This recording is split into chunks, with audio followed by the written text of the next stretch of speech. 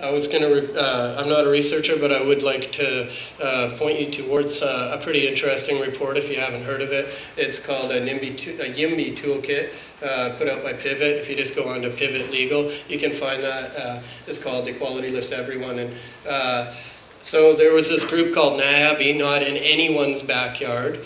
I found that was probably the worst case of this ever. Their 2,000 people went to protest our, not even a low barrier place, our abstinence-based housing at 39th and Fraser. There was thousands of people that were vehemently opposed to this. How do we work with that? Well, some of the cool stuff in that document, I was really pleased to read that, Yes, in My Backyard, because yes, we've worked really hard on that. I met with community advisory committees, meeting with people, same with the Granville and Health Shelters, meeting and responding and dialoguing to sometimes the most absolutely ridiculous stuff. And what I found with this Pivot report was that, oh, there's actually a little bit of some legal you know, a right to housing, human rights code, and a legal framework to support Yes in My Backyard, right?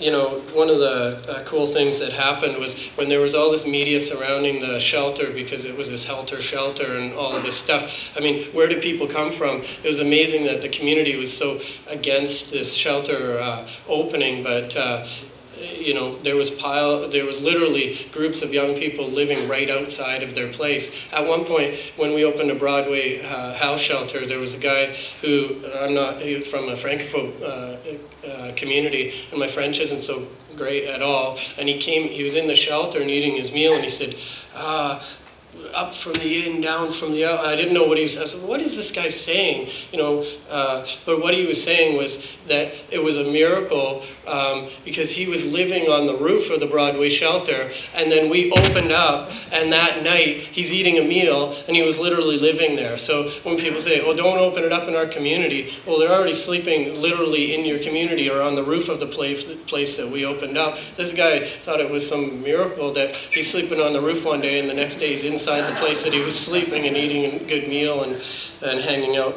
with some folks. But what I'll say about the Yes in My Backyard was, you know, one of the most, like, out in the media, completely angry, screaming at us and doing all of this stuff, community members that was opposed to one of our projects actually just wrote a great support letter for a proposal that we were writing. Complete turnaround. I mean, and that was from meeting with and responding to stuff. And you know, if they said, hey, come help out at our block party, we'd go help out at our block party. You know, and the one at 39th and Fraser, people were really afraid to go in there because they saw all this terrible media about, you know, they hate me. And I remember one guy came back helping out at the block party, organizing with this community of people who basically were against the whole thing. And he said, this is incredible. A year later, these people are inviting me into their home who were once so afraid of mental illness and addiction moving into their community. Basically, if you don't know the story, there's absolutely no problems that we've opened, and there hasn't been for years, and it's a pretty amazing thing.